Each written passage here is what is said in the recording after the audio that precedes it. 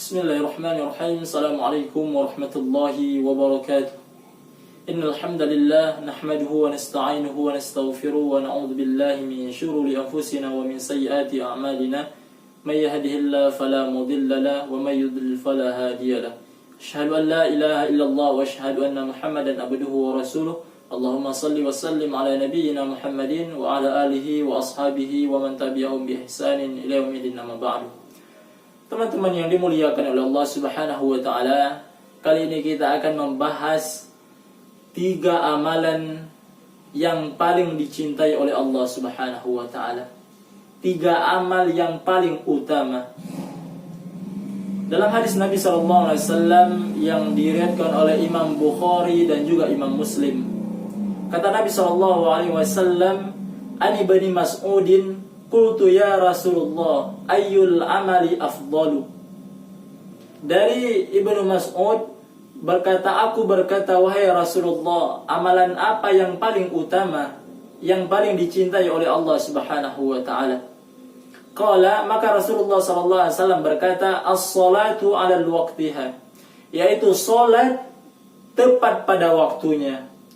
Nah, teman-teman yang dimuliakan oleh Allah Subhanahu wa taala, para ulama mengatakan bahwasanya seorang laki-laki wajib sholat berjamaah di masjid. Kata Allah Subhanahu wa taala, "Wa aqimus sholata wa atuz zakata warka'u marrakin", dalam surat Al-Baqarah ayat 43.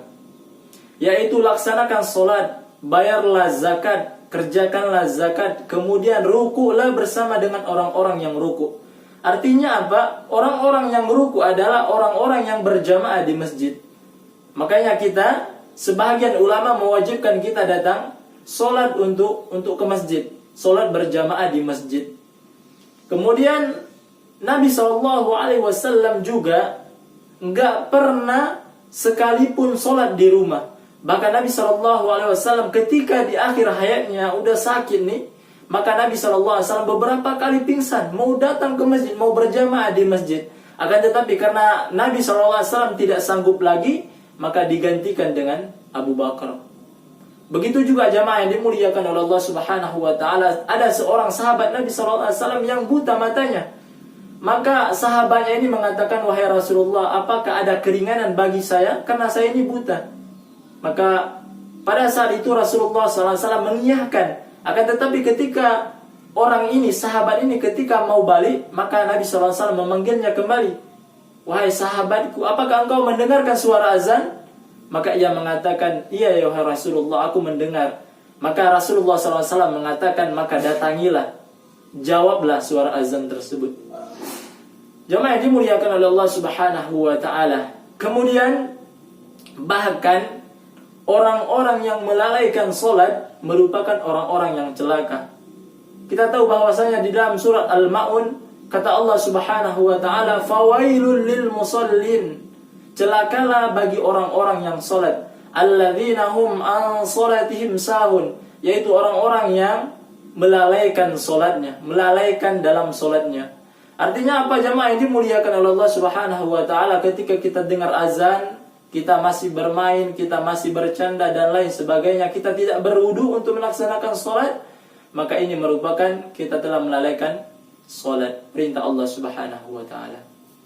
Bahkan jamaah yang dimuliakan oleh Allah, apalagi kalau kita tinggalkan, na'udzubillah, kata Nabi SAW, "Bainar rajuli wa bainal kufri tarkus sholat", perbedaannya antara seorang muslim dan orang kafir itu adalah yaitu orang yang meninggalkan sholatnya. Kemudian teman-teman yang dimuliakan oleh Allah Subhanahu wa taala, maka Ibnu Mas'ud mengatakan bahwasanya qultu tsumma ai. Maka Rasulullah SAW berkata, qala birrul walidain, yaitu berbakti kepada orang tua. Bukankah kita tahu jamaah yang dimuliakan oleh Allah Subhanahu wa taala, seorang Uwais Al-Qarni bisa masuk ke dalam surga, doanya diijabah oleh Allah Subhanahu wa taala karena berbakti kepada orang tuanya. Bahkan ketika ada seorang sahabat mau ikut berperang bersama Nabi SAW, maka Nabi SAW mengatakan, "Apakah masih hidup kedua orang tuamu?" Maka orang ini mengatakan, sahabat Nabi SAW mengatakan, "Masih wahai Rasulullah." Maka Rasulullah SAW mengatakan, "Datangilah mereka, jihadlah dengan berbakti kepada keduanya."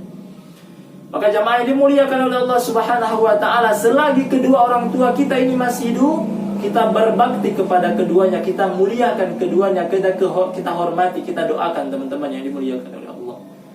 Kemudian Ibnu Mas'ud mengatakan, qultu tsumma ai.